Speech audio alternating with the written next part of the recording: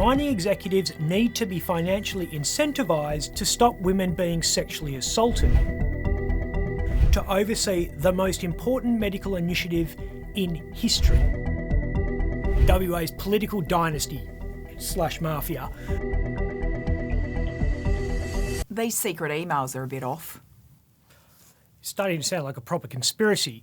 The West puts in an FOI to work out what the government knew about sex assaults at mine accommodation camps in the Pilbara. Turns out the bureaucrats who should have been on top of this problem, this is the Department of Mines, Industry Regulation and Safety, knew quite a bit. But they didn't want anyone else to know, certainly not the state's daily newspaper and its reporter Caitlin Rintoul. They hosed it down like some kind of self-appointed rape claim whisperers. They wanted responses to be factual but bland.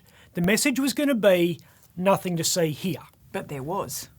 There was a lot to see. BHP has since admitted they sacked 50 people for sexual harassment. That's just harassment, doesn't include terminations for assault or rape. A survey showed 1 in 4 women in the mining industry had experienced assault at work. Allegations emerged of horrific nighttime attacks in dongas in the Pilbara. It was enough for a parliamentary inquiry, but we only know about it because a journo asked the right question. Are you telling me the cops didn't know there was a problem here? When Rintoul first asked questions about an alleged rape at BHP's South Flank site, the cops went silent. But they did talk to BHP, not to come down on them with the full force of the law, mind, to coordinate the message, to make sure their language was in sync. It's sounding like a bit of a cover-up. Not just a bit. This is what the WA Minister for Mines, Bill Johnson, said on the weekend. They have not been reporting in accordance with the law to the regulator. My first impression was that it looks like a cover-up. No, Bill. Your department was part of it, mate, along with the companies. Get this.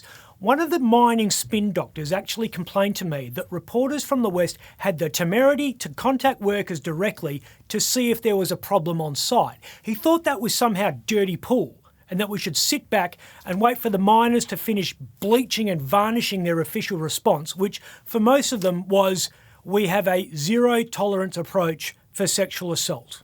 Well, yeah.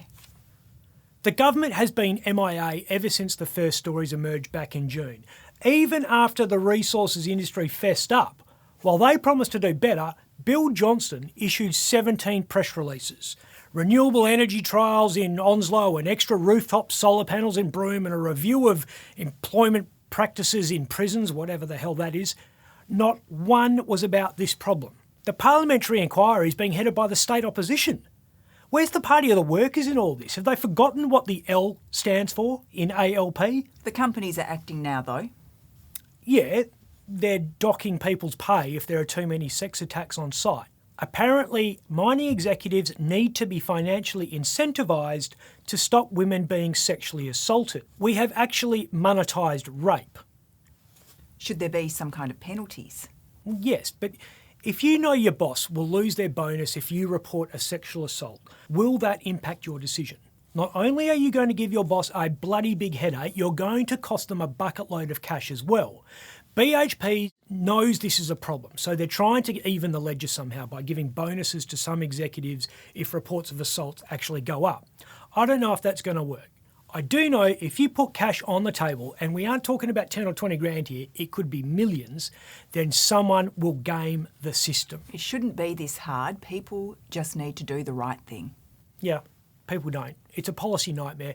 The miners have to protect the privacy of their workers, so sometimes there's a very good reason not to answer a question. Victims usually don't want people knowing about what's happened, even anonymously. And they beg the company not to comment. And the law doesn't allow you to discriminate against someone because there's a rumour he's a creep. You need proof. That's the law, which is spread pretty thin right now. At the moment, yeah. Chris Dawson is now our vaccine commander, as well as State of Emergency Coordinator and Commissioner of Police. I know they say if you want to get a job done, then give it to a busy person, but this guy's plate is pretty full. What does it say about our health system that the Premier has to get a copper to oversee the most important medical initiative in history? It does seem odd. Well, On the flip side, the military's handling the rollout at a national level, and it's more logistics than medicine at the moment, and cops do logistics reasonably well. If 2 years ago someone said we were going to put a police officer in charge of medical records, you'd say, fine, let's all go and live in North Korea. And let's remember that Dawson already had to defend his use of powers to access information from the Safe WA app to help track down that alleged bikie killer. That's something the government told us would never happen, but wasn't enough to disrupt this bromance. Well, no bromance in the Liberal Party right now. Former Premier Colin Barnett, well, he's come out and blasted the Klan. The Klan. Colin Barnett and Mark McGowan are living proof that strong leadership is the only antidote to faceless political power breaking. Both these men got the top job despite the objections of people like those we're seeing in the Klan. Barnett was offside with WA's political dynasty / mafia, the Court family, and his parliamentary colleagues hated him so much they had their own snappy acronym, the ABC faction. It stood for anyone but Colin. McGowan's actually got a similar background. He was never part of the in crowd. He never looked like a Labor member. He was in the military and he wasn't even part of a faction, which made everyone a little bit suspicious about him. He's Mr. 90% now, but 5 years ago, some people in the party hated him so much they wanted former Federal Minister Stephen Smith to take his job. McGowan, like Barnett, never surrendered. I will not be intimidated out of a job I want to do for the people of WA, he told us back then.